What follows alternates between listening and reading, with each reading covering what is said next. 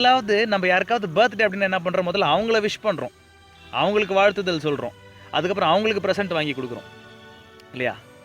அப்போ நம்ம இயேசு கிறிஸ்துடைய பர்த்டேக்கு இயேசுவை வாழ்த்தணும், இயேசுவுக்கு ப்ரெசென்ட் வாங்கி கொடுக்கணும். அதுதான் உண்மை, அதுதான் உண்மையான கிறிஸ்மஸ்.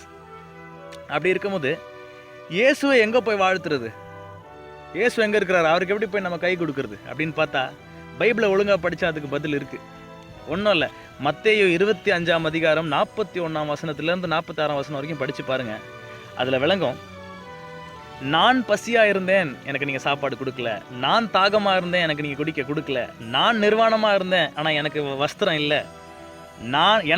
நான் வந்து வீடு இல்லாமல் இருந்தேன், என்னை வந்து வீட்டுக்குள்ளே யாரும் சேர்த்துக்கல அப்படின்னு சொல்லி ஆண்டவர் அவரை பற்றியே சொல்கிறாரு. அப்போ நீங்கள் யோசிச்சு பாருங்கள், இன்றைக்கி நம்ம உலகத்தில் எங்கே பார்த்தாலும் இந்த வசனத்தின்படி பார்த்தா நடக்கிறது அப்படியே தலைக்கீழே இருக்குது. இப்போ கூட பாருங்கள், நான் 2-3 ஃபோட்டோஸ் இங்கே காமிக்கிறேன் பாருங்கள்.